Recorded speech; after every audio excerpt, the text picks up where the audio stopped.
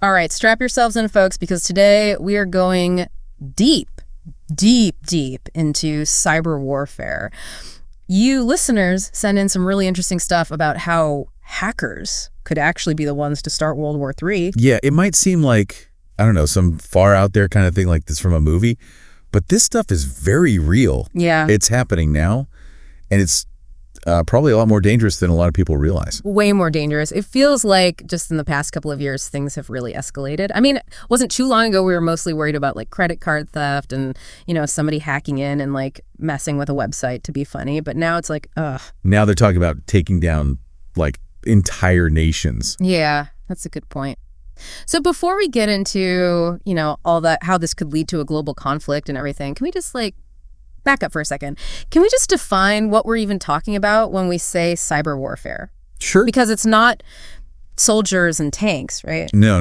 Not in the traditional sense. Okay. It's more like a digital battlefield, Right. Using code, basically. Okay. Malicious code to disrupt or destroy systems. Okay. Important systems, too. Like power grids, financial systems, communications networks. Wow. The scary part is it can all be done remotely, and it can often be done anonymously. Oh, so you don't even know who's attacking you. Exactly. And that's what makes retaliation really tricky. Oh, I see. Because if you don't know who's attacking you or what their motives are, how do you even respond? That's a great point. It's not like a traditional war where you have, armies facing off against each other. Right. This is totally different. Well, and speaking of different, one of the sources that you sent over, it talked about Stuxnet. Oh, yeah. And this was a cyber weapon that was used against Iran's nuclear program. I think that was back in 2010. 2010, yeah. And I mean, it sounds like something straight out of a James Bond movie, but you said that this was real. What happened there? Yeah, no, Stuxnet was it was a real turning point. It was really the first time we saw a cyber weapon used to cause real-world physical damage. Like not just to disrupt a system, but like to break something. Yeah, to break something, like actually destroy equipment. Wow. So this malware was reportedly developed by the U.S. and Israel, and it was specifically designed to target Iran's nuclear centrifuges. Okay. These are the machines that they use to enrich uranium. Right. And so Stuxnet basically manipulated the software that controlled these centrifuges and caused them to spin out of control and malfunction. To break. And break, yeah. Yeah. Basically sabotaging Iran's nuclear ambitions. That's crazy. It's like a, I don't even know. It's like a digital bomb or something. Yeah, it's a digital bomb. That's a good way to put it. So it wasn't just about stealing data. This was actually like causing physical damage to infrastructure. Yeah, and that was a huge wake-up call for a lot of people because it showed that cyber warfare wasn't just about, disrupting websites or stealing information. Right. It could actually be used to cause real-world damage and dangerous damage, too. Yeah, I mean, we're talking about a nuclear program. That's scary stuff. And you said that this was a turning point. It was, and unfortunately, it's only gotten, more intense since then. Like, what have we seen? Well, you have things like NotPetya.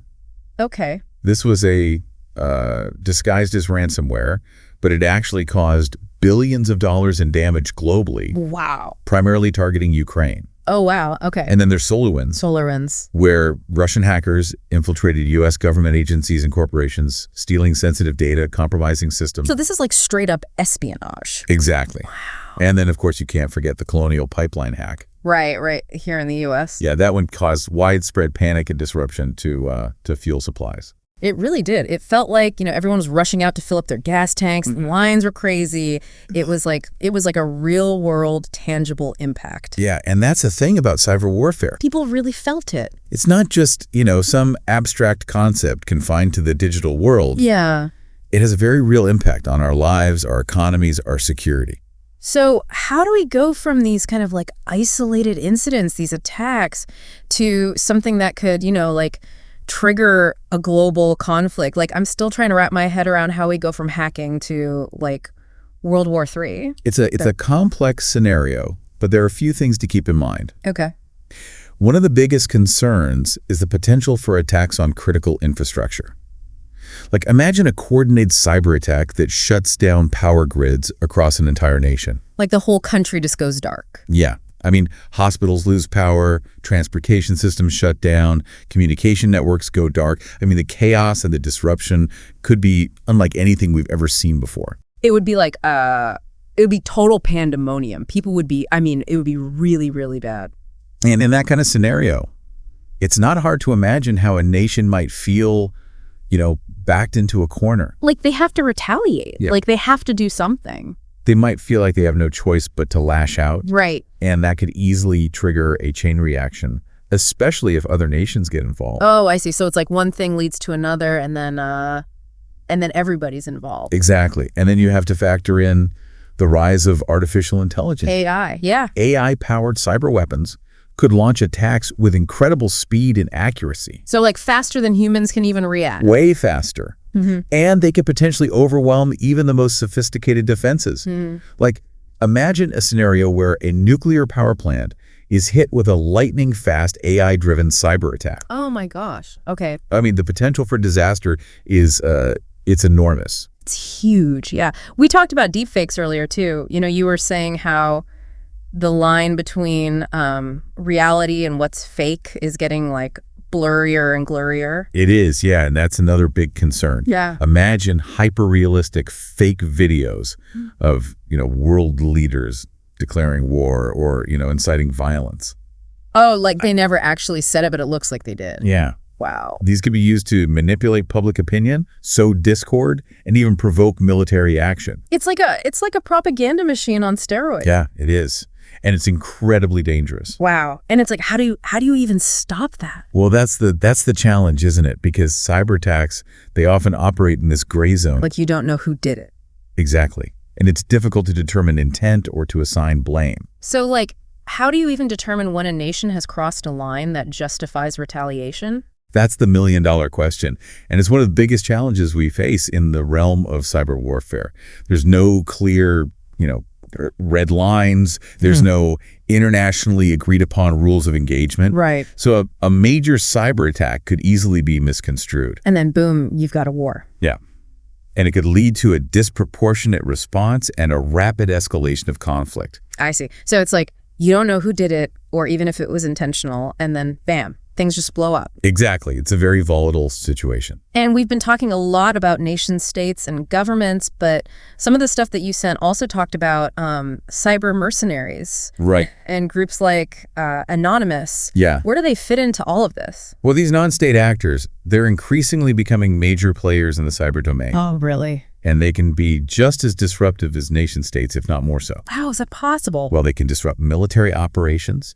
They can leak classified information. They can manipulate financial markets. They can even influence elections. And because they often operate outside the bounds of, traditional international law, they can be incredibly difficult to track down and to hold accountable. So it's not even like you can go after a country. You don't even know who to go after. Yeah. It's a very, very tricky situation. Yeah. It's like, it almost feels like the Wild West out there in cyberspace. Oh, yeah.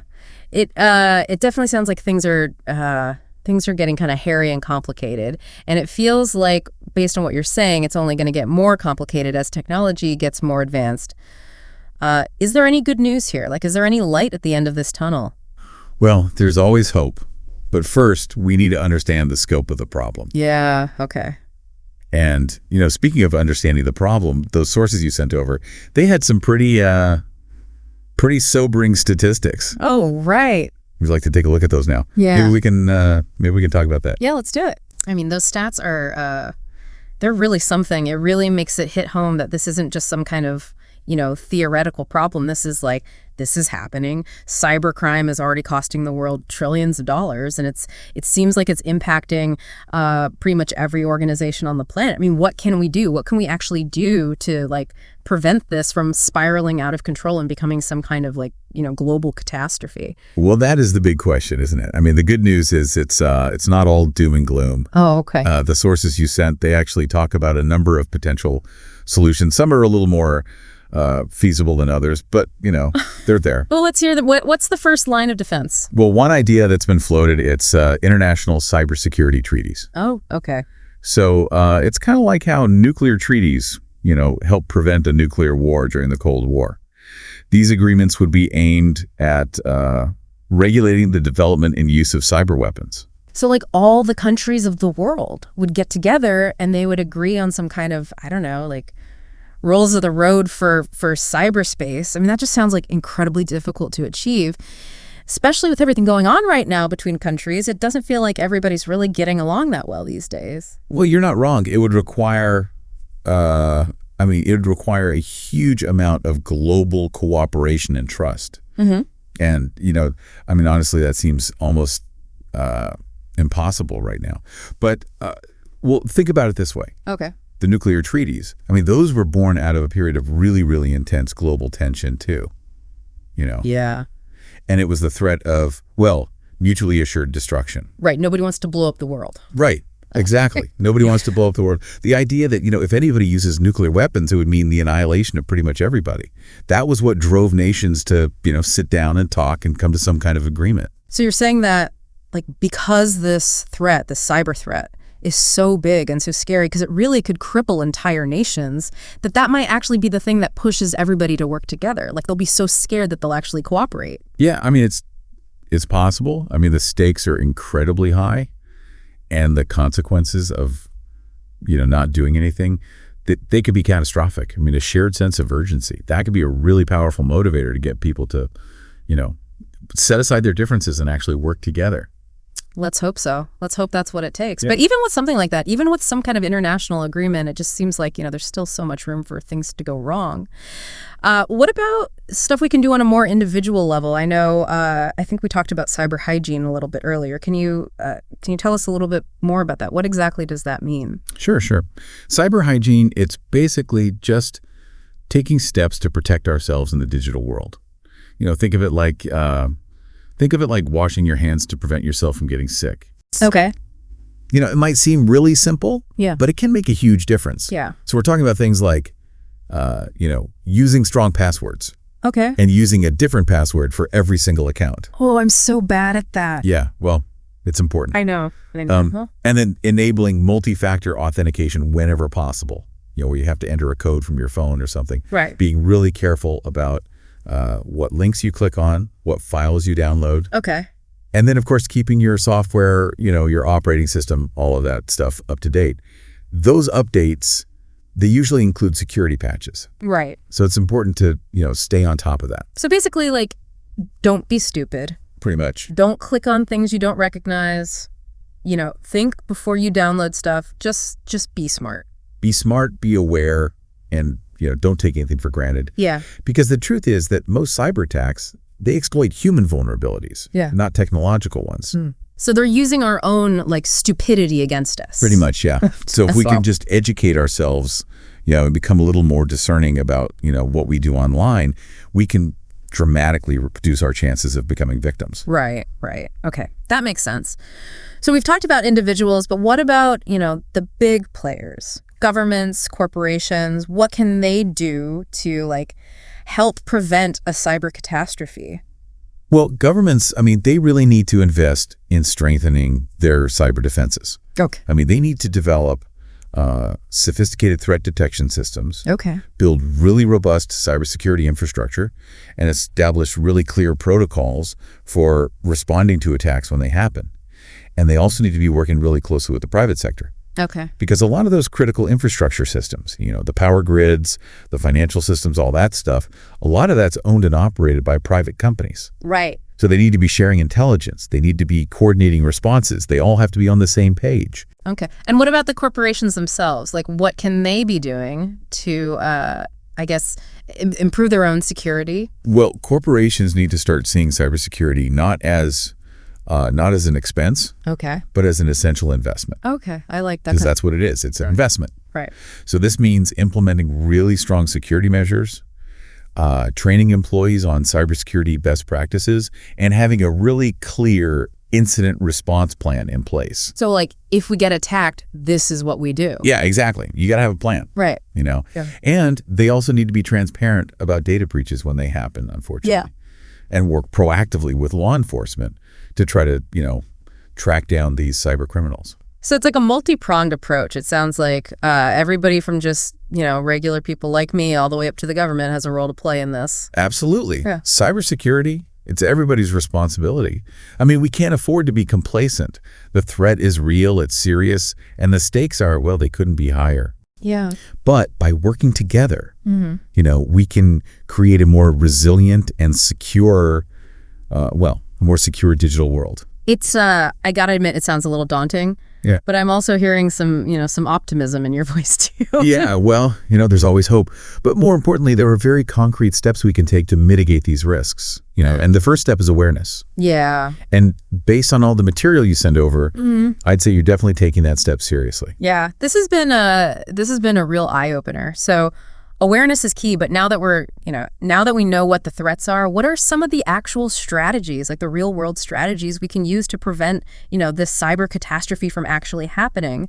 It really feels like we're standing at this like crossroads. On the one hand, we have all of this crazy cyber stuff happening and it's only getting worse. But then on the other hand, there's all this potential, for people to work together and to use technology to actually make things better. Yeah, it's a constant back and forth. It's like a game of cat and mouse. And to be honest, there really are no guarantees.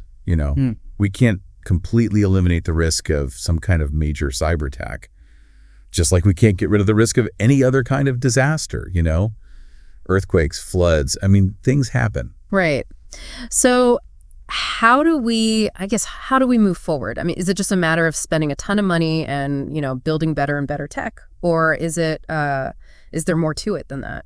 It's definitely not just about money and technology. It's also about changing how we think about all of this. Yeah. Changing our strategies, our policies. We need to move beyond just, reacting to attacks after they happen. Right. We need to start thinking about how to prevent them from happening in the first place. Be proactive. Yeah. Okay. Can you give me some examples of what that might look like? What are we talking about here? Well, one big thing is improving cyber resilience. Basically, making sure our systems can withstand attacks. And if they do get breached, that they can recover quickly so we can minimize the damage. Think of it like designing a building to withstand an earthquake. Okay. You can't stop an earthquake from happening, but you can build the structure to handle the shock. Right. Okay. So instead of just trying to build like higher and higher walls, it's more about making our systems more flexible, more adaptable, like able to bend but not break. Exactly. And a big part of that is redundancy. For really important systems, we need to have backups, fail-safes, alternative pathways. So if one system goes down, another one's ready to take over. And this applies to everything, like the power grids, financial systems, communications, all that stuff. Everything, yeah. We can't afford to have single points of failure in any of those systems. If one thing goes down, the whole thing could collapse. Right. Okay. So we've talked a lot about AI and, how it could be used in these attacks. Could AI also be part of the solution? Oh, absolutely. AI-powered cybersecurity tools, they can analyze massive amounts of data. They can look for anomalies, they can find potential threats, and they can even automate responses. They can work at a speed and a scale that we just, humans can't match. So it's like having this digital army of like cybersecurity experts constantly monitoring our systems, like 24/7, they're always watching. Kind of, yeah. But we have to remember that AI, it's a tool. And like any tool, it can be used for, good or bad. We need to make sure that we're developing and using it responsibly and ethically, and that we have the right safeguards in place. Right. Okay. What about the human side of all of this? We've talked a lot about technology, but isn't cybersecurity, at the end of the day, isn't it really about people? Oh, absolutely. The human factor it's crucial. No matter how sophisticated our technology gets, humans will always be, the weakest link. That's why education and awareness are so important. We need to give people the knowledge and the skills to make smart decisions online, to recognize phishing attempts, to understand the risks. Okay. So it's not just about, building better tech. It's about creating a culture of cybersecurity. Yes, exactly. We need to create an environment where cybersecurity is everyone's responsibility, not just the IT guys. We all have a part to play in this. Wow, this deep dive, it's been, I don't even know, a roller coaster of emotions, I guess. It's been fascinating. It's been scary, but I'm also feeling kind of optimistic after talking to you. Well, that's good to hear. It's clear that, this cyber warfare thing, it's a huge threat, but it's also clear that we're not powerless, We have the ability to do something about it to shape how this all plays out. I agree. The choices that we make today, individually and collectively, they're going to determine what happens with all of this. It's up to us. This has been an amazing conversation. I feel like we've only just scratched the surface of this topic, but you've given me a lot to think about. Any final thoughts before we wrap up? Stay curious, stay vigilant, and stay engaged. That's all I can say. The future of cybersecurity depends on all of us. Great advice. Well, on that note, we come to the end of our deep dive into the world of cyber warfare. Hopefully, you folks listening have found this exploration insightful and helpful, maybe even a little bit empowering. Remember, knowledge is power and awareness. That's the first line of defense. Thanks for joining us.